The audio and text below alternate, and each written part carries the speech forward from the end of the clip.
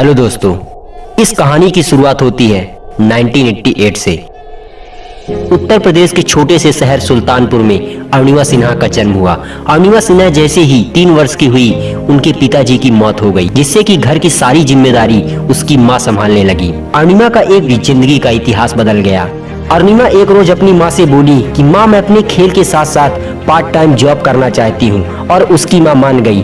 अरुणिमा जब job interview के लिए ट्रेन से दिल्ली जा रही थी, रात के लगभग 1 बजे उसी ट्रेन के डिब्बे में 4 बदमाश आए और अरुणिमा के गले से गोल्ड चेन छीनने लगे।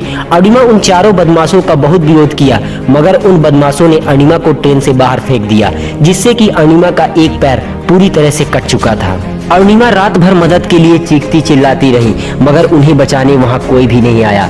जब सुबह हुई तो उस गांव के लोगों ने अरुणिमा को देखा और उसे हॉस्पिटल में भर्ती करवा दिया। जब चारों तरफ यह बात फैली कि अरुणिमा का एक्सीडेंट हो गया है और अरुणिमा एक नेशनल प्लेयर है। अरुणिमा का नेशनल प्लेयर होने के नाते उसका अच्छा ट्रीटमेंट हुआ, मगर अरुणिमा अपना एक पैर खो चुकी थी। अरुणिमा के घर वालों का रो रो के बुरा हाल हो गया था और चारों तरफ मीडिया न्यूज़पेपर में यह गलत छाप रहे थे कि अरुणिमा का घर वालों ने खंडन किया, जिससे अरुणिमा आत्महत्या कर ली। अरुणिमा के पास टिकट न होने के कारण अरुणिमा ट्रेन से कूद गई। जब अरुणिमा न्यूज़पेपर को पढ़ा तो उन्हें इन बातों का बहुत दुख पहुंचा। तभी अरुणिमा बेड पर लेटे लेटे यह डिसाइड किया और खुद से बोला कि वॉलीबॉल ना सही, मगर जिंदगी का सबसे टफ गेम जीतकर मैं सबको यह बता दूंगी कि मैं कौन हूँ। और तभी अरुणिमा 8,849 मीटर की ऊंचाई माउंट एवरेस्ट की चोटी पर भारत का तिरंगा लहराने की ठान ली और किसी तरह अपने घर वालों को मना लिया। मगर पूरी दुनिया अरुणिमा को यह कह रही थी कि अरुणिमा पागल हो चुकी है, पैर के साथ साथ अपना दिमाग भी खो दिया है। मगर अरुणिमा के अंतरात्मा में क्या चल रहा था, यह तो किसी को पता ही नहीं था।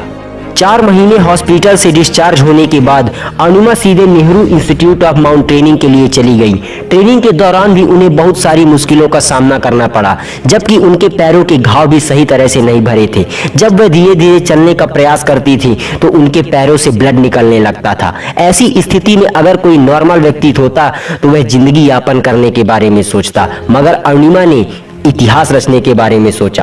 अरुणिमा अपनी ट्रेनिंग खत्म करने के बाद जब माउंटेनिंग के लिए गई तो वह जरा भी नहीं घबराई। अरुणिमा के दिमाग में सिर्फ यह बात चल रही थी कि अगर भगवान ने मुझे जीवित बचाया है तो वह जरूर इतिहास रचने के लिए बचाया है। अरुणिमा जब माउंट एवरेस्ट के लिए चढ़ी, उसके 8 घंटे के बाद सभी ने यह मान लिया था कि अरुणिमा जिंदा वापस नहीं आएंगी, मगर अरुणिमा बहुत मुश्किलों के बाद माउंट एवरेस्ट की चोटी पर भारत का तिरंगा लहरा दिया और विश्व की पहली विकलांग महिला पर्वतारोही बन गई।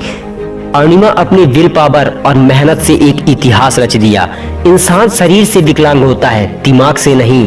अगर आदमी दिमाग से विकलांग है तो नॉर्मल आदमी ही विकलांग है।